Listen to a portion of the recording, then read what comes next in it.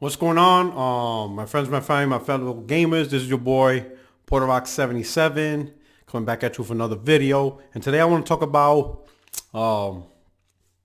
it's my view on the future of PlayStation and the potential of when I think Sony might reveal the PlayStation 5. And this is just the immediate. This isn't the long game. There's not enough information to really talk about how the entire next generation is going to play out. But this is just from now to November 2020, right?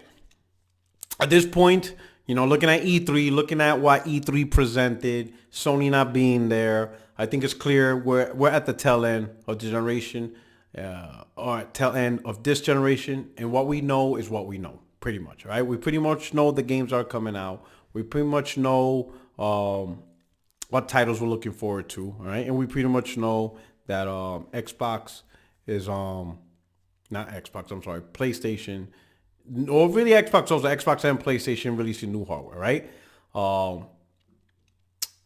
As far as Microsoft, they punted it in the stands with E3, so that's pretty obvious, and it is what it is, okay? With PlayStation, there's still a lot more to look forward to outside of the multi-plats, and that's with the first-party published games, big top exclusives, primarily leading the pack.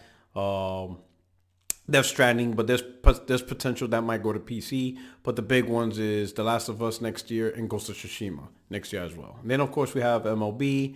The smaller projects we still have to talk about. One of them being on the Lost Souls side. Well, pretty much there's a lot of things to look forward to with PlayStation 4 in 2020. It's clear 2020 is going to be the year of next generation hardware, right? And 2020 is going to be pretty much the year for new titles, new games, and stuff like that, right? For next generation, from third party, first party, all the like, okay? But up until then, at least for PlayStation, and Sony, PlayStation 4 is still the moneymaker. It's still the bread and butter. It's the console with the most market share, with the most users, most subscribers, most active users, the whole shebang. So there is a lot of money for them to be made. And from the gamer's perspective, a lot of content, right? One of those big games is Death Stranding coming out in November, okay? So me looking at the whole picture of this, I could make an assumption and guess of maybe how Sony's going to play out introducing next generation, okay? We're going to assume two dates. Sony planning to launch PlayStation 5 in March, or Sony planning to launch PlayStation November, all right? There's potential that November is the most likely date, okay? But, all right, and I will say this. So I'll go with that first scenario. PlayStation launching in November 2020, most likely the same month as the next Xbox, whatever. Pretty much usher in the next generation, right? With that scenario, you're not going to see a PlayStation 5 reveal this year. Not going to happen, okay? Death Stranding is going to be a big focus. You'll probably see maybe teasers of The Last of Us 2 sometime this year for 2020 release. You'll see something about Ghost of Tsushima, maybe some YouTube videos on Lost Souls side, and all the other projects that Sony has, okay? More videos on, Final Fantasy VII Remake, things like that, all right?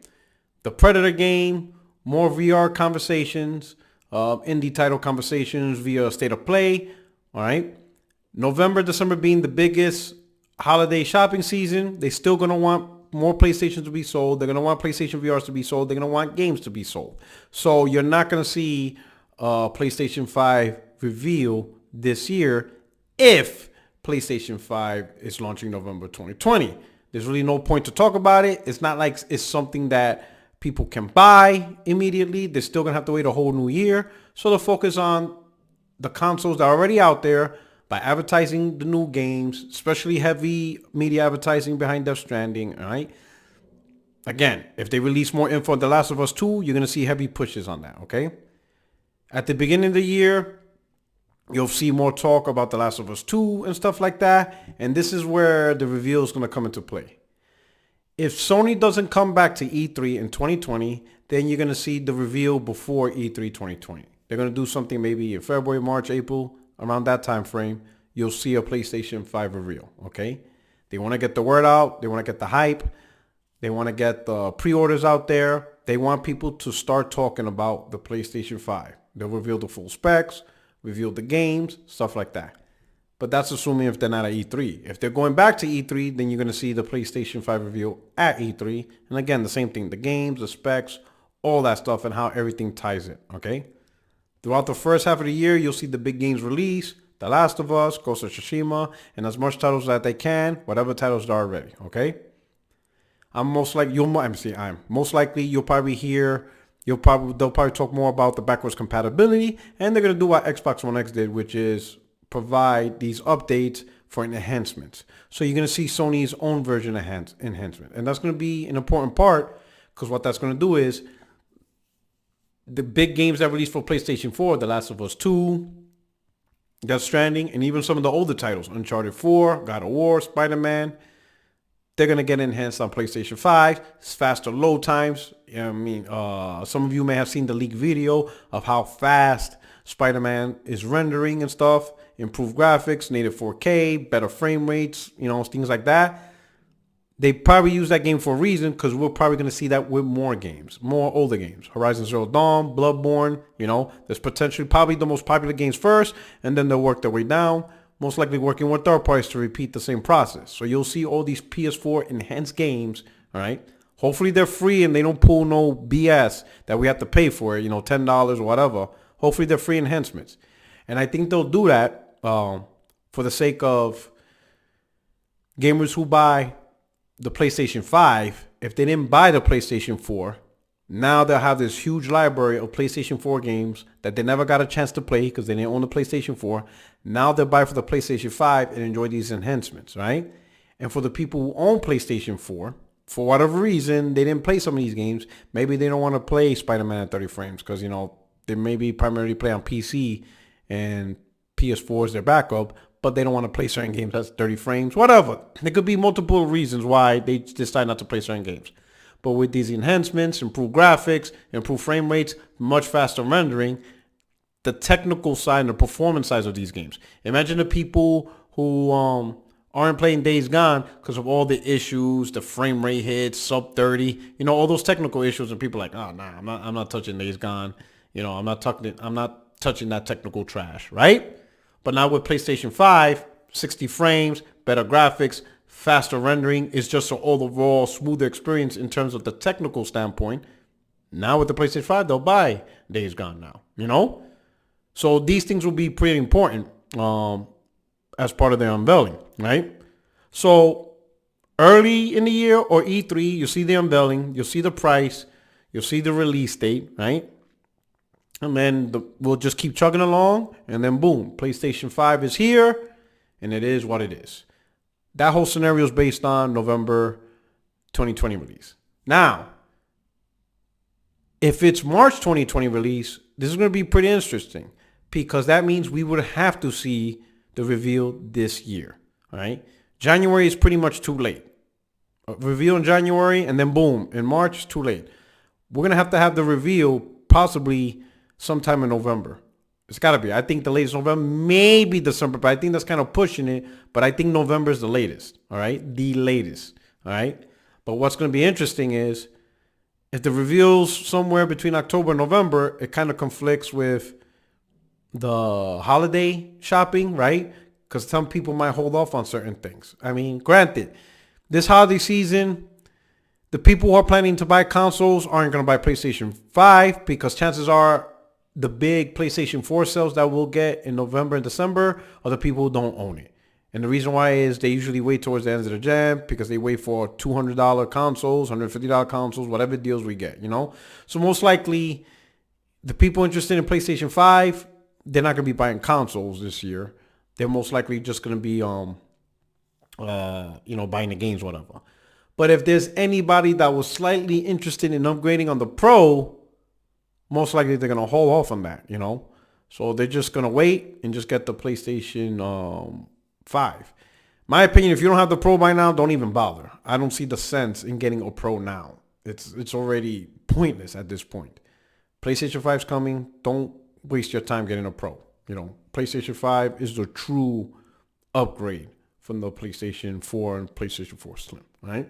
But that's how I see this plays out. So March 2020, if that's what Sony's trying to go for, you're going to see it revealed this year by the end of the year. To me, no later than December.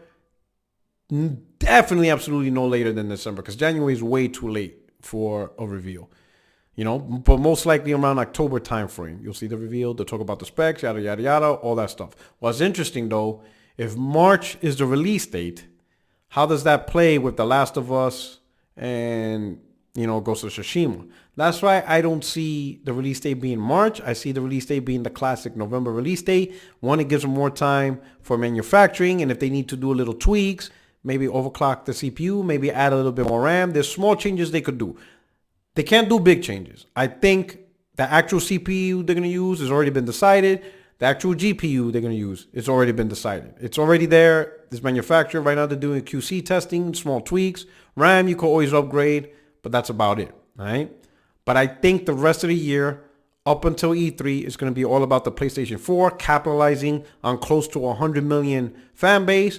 November will grow that fan base, huge amount of sales, PlayStation Plus subscriptions, things like that. That's what Sony's going to focus on, all right, before the PlayStation 5. Because when you look at the PlayStation 5, it kind of resets the counter in terms of hardware. But PlayStation 4 is there for the big bulk of the user base, the big bulk of the game sales, and Sony's going to capitalize on that. They're not going to abandon the PlayStation 4. So you might see some cross-gen games. Like the newer games, you might see them both on PlayStation 5 and PlayStation 4. Because what Sony's going to try to do is keep the PlayStation 4 base happy until they're ready to migrate over to the PlayStation 5. Obviously, the hardcore, the day one getters, they're going to get PlayStation 5 day one. But some people, again, buy their consoles. Console sales rise as the price drops, So let's say if PlayStation 5 launches at $500, you're going to get the $500 crowd. Then if it drops down to $450, the $450 crowd, $400, $350, $300, and so on, with $50 increments. And then maybe the occasional $50 gift certificate, or maybe the sharp $100 price drop. But any of those price drops will spike up sales, okay? And then there's those who will wait for a specific game to come out. Like people want PlayStation 5, but they're not going to get it until God of War 2 comes out, or Horizon Zero Dawn 2 comes out, or Spider-Man, things like that. Maybe Bloodborne 2, whatever, okay? Then you have those, right? But Sony has to find a balance to keep PlayStation 4 gamers happy and PlayStation 5 gamers happy until it hits the apex where now PlayStation 5 has taken over, the momentum, and more people are just, merging over to the platform.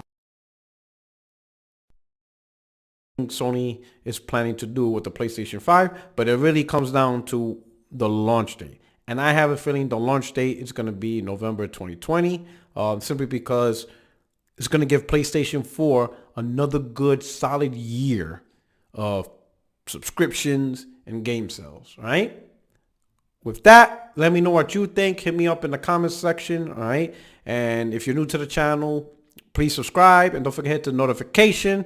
This is your boy Porter Rock 77. Thank you so much for rocking out with me. And don't forget, I'm your only friend in these YouTube streets. You guys have an amazing, it's Thursday, but I start my 3-day weekend. So anyway, you guys have an amazing weekend, and I'll check you out on my next video, all right?